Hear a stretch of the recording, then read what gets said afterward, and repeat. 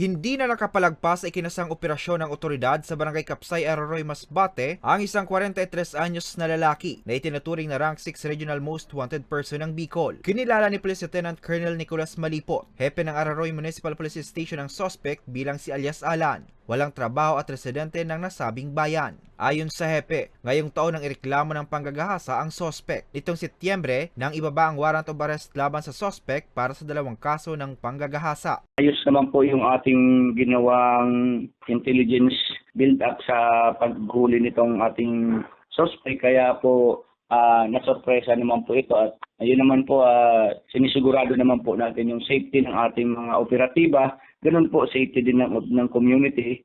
And then yung tamang pagsasagawa ng mga operasyon na ganito na naayon din po sa ating POP. Nasa kustudiya na ng otoridad ang suspect habang naipaalam na din sa pamilya ng biktima ang matagumpay na pagkakaaresto sa suspect. In that way po, mararamdaman nila na ang kanilang kapulisan ay nandyan po. Mararamdaman po nila na ang paligid po ay ligtas. At nararamdaman nila na ang mga taong gumagawa ng kasalanan sa batas ay hindi basta-basta nasa paligid lang, kundi ay nahuhuli po natin at nabibigyan natin ng justisya o maibibigay natin yung karapatang aksyon doon sa mga naging biktima po nito. Nagpapasalamat naman ang otoridad sa publiko na patuloy na nakikipagtulungan sa kanila para sa pagkakaaresto ng mga may pananagutan sa batas. Para sa mga balitang Tatak Bicol, Hercules Barbacena.